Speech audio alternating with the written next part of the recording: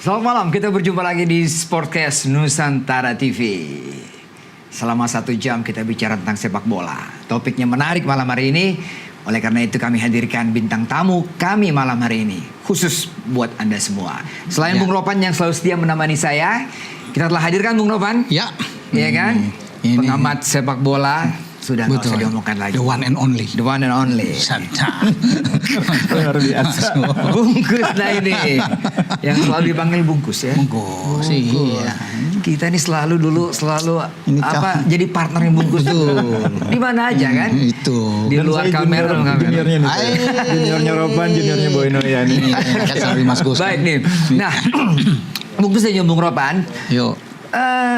Ya tinggal menghitung hari lah. Tanggal 5 Mei nanti. Iya. 5 Juni nanti. 5 tinggal Juni, menghitung hari. Tinggal berapa hari lagi? Betul.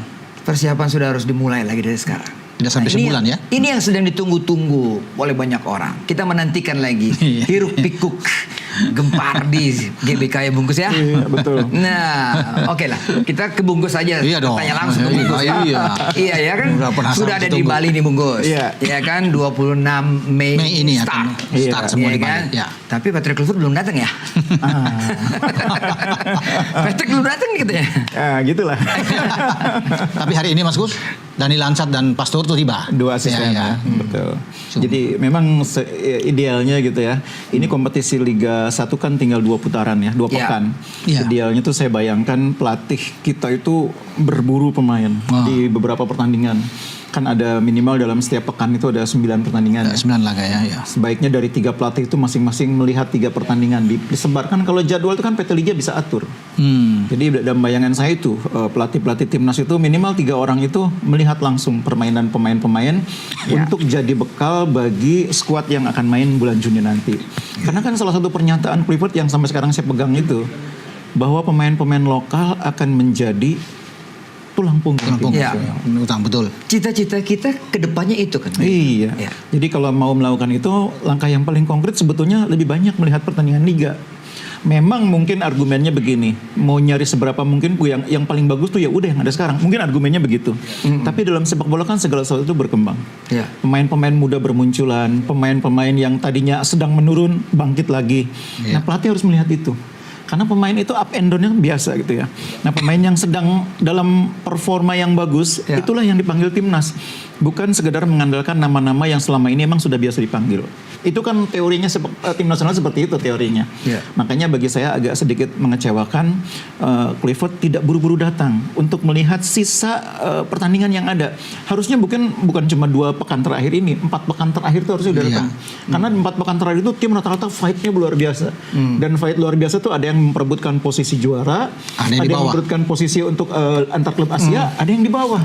Nah itu pasti semua mainnya fight. Kalau sekarang ini 2 pekan ini sudah ketahuan udah juaranya, Persib udah nggak main fight. Sebagian tim juga mungkin sudah main nggak fight lagi, sudah di zona aman. Itu merugikan kalau untuk mengukur performa pemain tuh agak merugikan. Iya.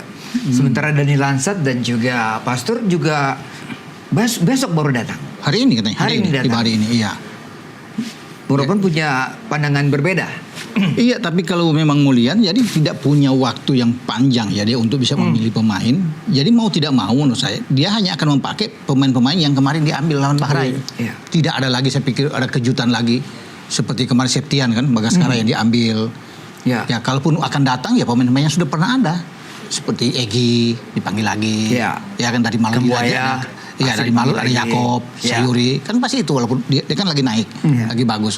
Ya, tidak ada pilihan lagi. Memang cuma itu yang dia akan ambil, kalau bilang kejutan.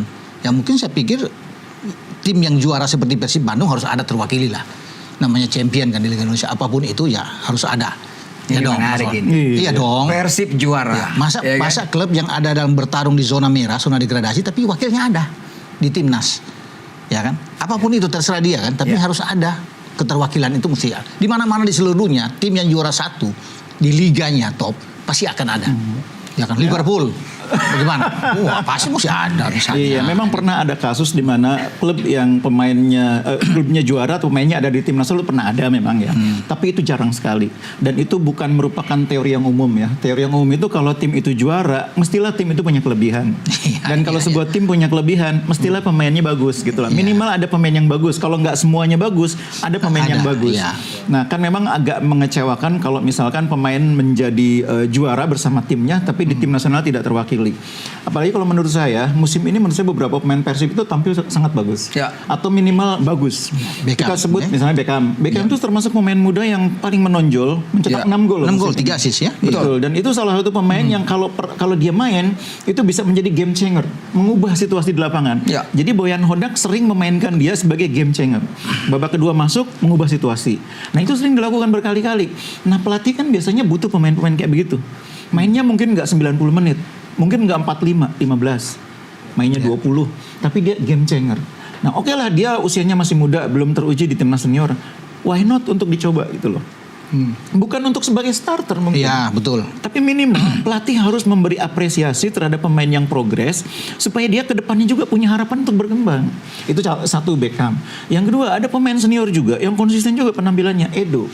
Edo. Ya. Edo. Menurut Wing saya betul Ya. back kiri. Back kiri. Jadi kalau kita mau cari back kiri sekarang yang konsisten penampilannya musim ini, salah satunya Edo. Oke lah di timnas itu back kirinya udah penuh Banyak, ya. Ada Patinama, Ya. ada Calvin Verdong. Enggak apa-apa. Pemain dipanggil tuh minimal dipanggil ya. Iya. Minimal dipanggil bahwa nanti dia tidak masuk skuad akhir.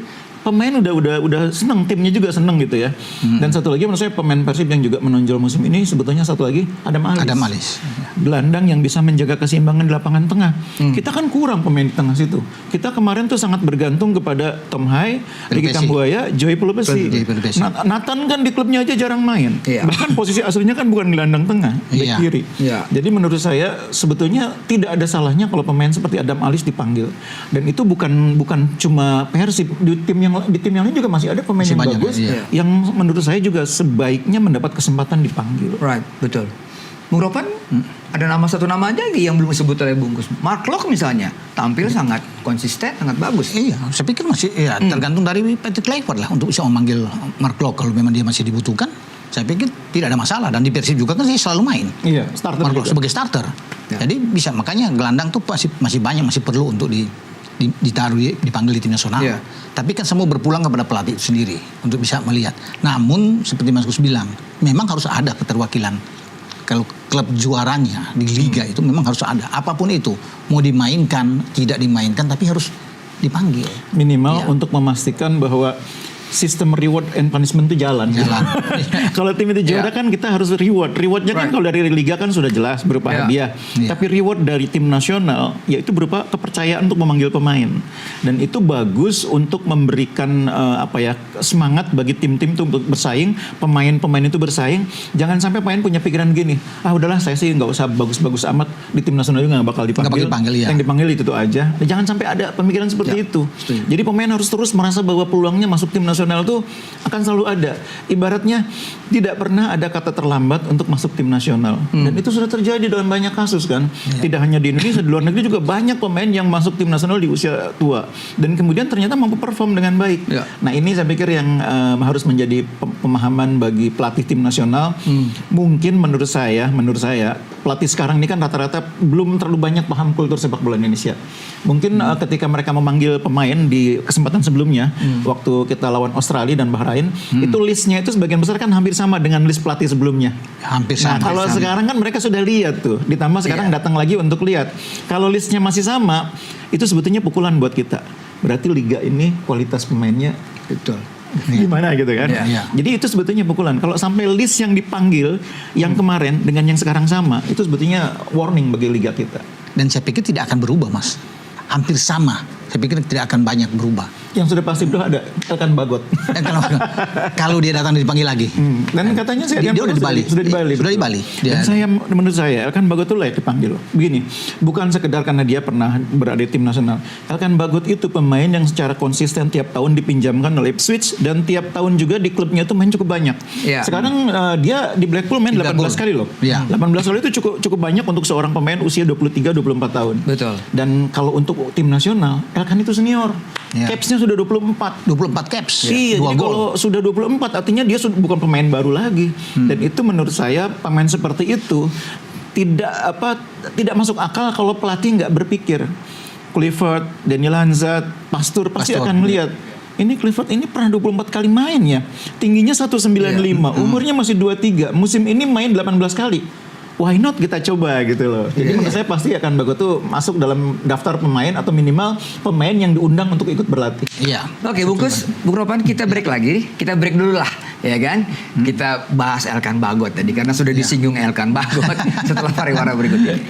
Tetaplah di Sportcast Nusantara TV.